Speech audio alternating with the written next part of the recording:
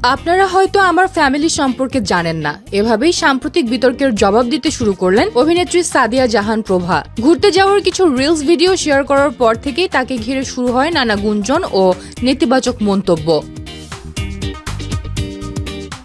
Social মিডিয়ার একাংশের কটাক্ষ আয়ের উৎস কি, এত ঘোরাঘুরির খরচ আসে কোথা থেকে, এমন প্রশ্নে বিরক্ত হলেও প্রভা নীরব থাকেননি, বরং এক সাক্ষাৎকারে খোলাসা করেছেন তার জীবনের বাস্তবতা ও পারিবারিক পটভূমি।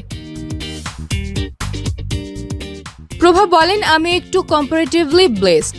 আমার প্যারেন্টস দুজনে ওয়ার্কিং এবং শিক্ষিত মানুষ। ছোটবেলা থেকেই তারা আমাদের ঘুরতে নিয়ে যেতেন। ঘোরাঘুরিটা আমাদের পরিবারের একটি স্বাভাবিক অংশ।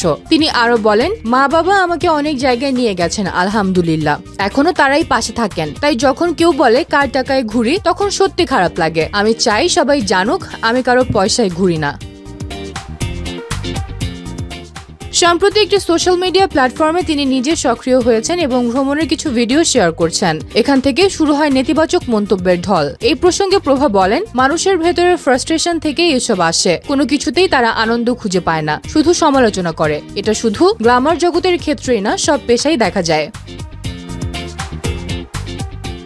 সোশ্যাল মিডিয়ার অতিচিন্তা তারকাদের ব্যক্তিগত জীবন নিয়ে অতিরিক্ত মাতামাতি ও অনুমান ভিত্তিক মন্তব্যে প্রভা কষ্ট পান। সবাই ভাবে একজন নারী অভিনেত্রী মানেই তার ব্যাকগ্রাউন্ড দুর্বল বা কারো ওপর নির্ভরশীল, কিন্তু তা নয়। আমি গর্ব করে বলতে পারি, আমার পরিবারই আমার শক্তি। তিনি আরো জানান, দর্শকদের ভালোবাসাই তার সবচেয়ে বড় অর্জন। তাই ব্যক্তি প্রভাকে ভুল বুঝলে কষ্ট হয়, তবে তিনি থেমে থাকবেন না। ভালো কাজই একদিন সব প্রশ্নের উত্তর হয়ে দাঁড়াবে, বলেন সাহসী ও স্পষ্টভাষী এই অভিনেত্রী।